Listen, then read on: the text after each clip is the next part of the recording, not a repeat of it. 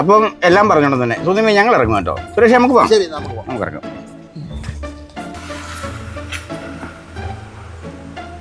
സഹോദരി, എൻ്റെ പേര് സത്യാനന്ദ സരസ്വതി. ഞാൻ വളരെ ദൂരത്ത് നിന്ന് അലഞ്ഞു തിരിഞ്ഞു വരുവോ. അതിന് സഹോദരി കോപിക്കരുത്, ഞാനൊന്ന് പറഞ്ഞോട്ടെ.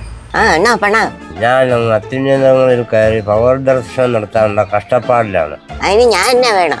ഇവിടെ അടുത്ത് തല ചായ്ക്കാൻ സത്രമോ ക്ഷേത്രമോ ഒന്നുമില്ല. ഇവിടെ അന്തി ഉറങ്ങാൻ ഒരു ഇടം തരുമോ? പൊന്നു സ്വാമി, ഞാൻ ഒറ്റയ്ക്ക് എവിടെ താമസിക്കുന്നേ, അതിനുള്ള സൗകര്യമൊന്നും ഇവിടെ ഇല്ല. എൻ്റെ പൊന്നു സഹോദരി, അങ്ങനെ പറയരുത്. എനിക്ക് അത്യുന്നതങ്ങളിൽ കയറി പവർ ദർശനം നടത്തണം. അതിനുവേണ്ടിയാണ് ഞാൻ ഈ കഷ്ടപ്പെട്ട് നടക്കുന്നത്. സ്വാമി, ഇവിടെയുള്ള സൗകര്യം മതിയെങ്കിൽ ഇവിടെ കിടക്കാം. ഈ ഒരു മുറിയും ഈ പായും തലയണയുള്ളൂ ഇവിടെ. ഒരു കാര്യം ചെയ്യാം, ഈ തലയണെടുത്ത് നടുക്ക് വെക്കും. സ്വാമി അപ്പറേ, ഞാൻ ഇപ്പറേയും കിടക്കും.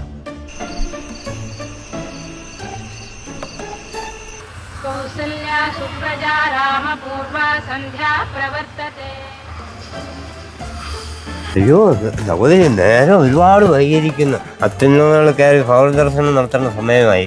ഇയാൾ കുറെ ഒലത്തും. സഹോദരി, അതെന്താ അങ്ങനെ പറഞ്ഞ? ഒരു രാത്രി മുഴുവൻ ഉണ്ടായിട്ട് ഒരു തലയണയുടെ മണ്ടയിൽ കൂടെ കയറി ഇപ്പറേ വരാൻ മേലത്തോ ഞാൻ അത്യുന്നതത്തിൽ കയറാൻ പോന്നത്. ഒന്ന് പോടോ.